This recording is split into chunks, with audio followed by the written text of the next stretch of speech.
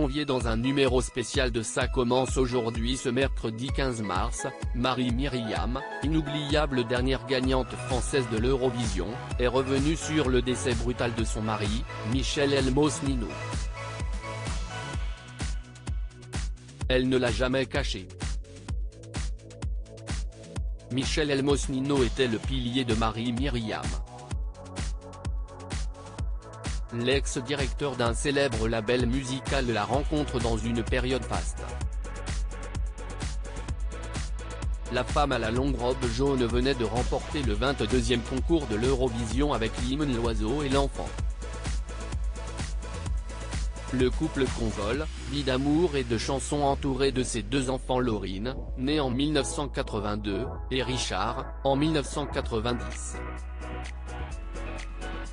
Aujourd'hui, ces deux derniers marchent sur les pas de leurs parents puisqu'ils travaillent dans le milieu artistique, l'une étant speakerine sportive, l'autre étant second assistant réalisateur. Quant à leur maman, elle ne donne plus de représentation publique, depuis que son mari est brutalement décédé, en décembre 2013.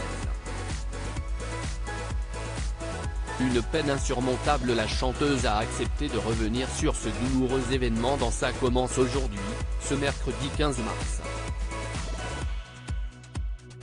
Celui qui était également son producteur, directeur artistique et ingénieur du son a été victime d'un infarctus massif.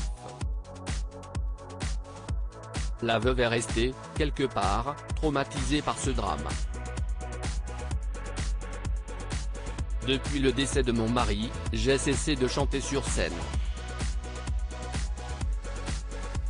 Je fais des émissions de télé toujours avec plaisir, j'ai un album qui est sorti dernièrement, une double compilation, explique-t-elle face à Faustine Bollaert qui lui demande quel est son rapport entre ce grand chagrin et cette difficulté à reprendre le micro. Je travaillais avec Michel, donc si est difficile de travailler sans lui. Il était toujours en avance au niveau des technologies, c'était un précurseur.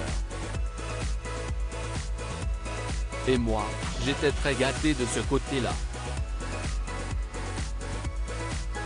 Puis, on a passé 35 ans à travailler ensemble, on était quand même 24 heures sur 24 ensemble, rappelle l'interprète de générique de dessins animés.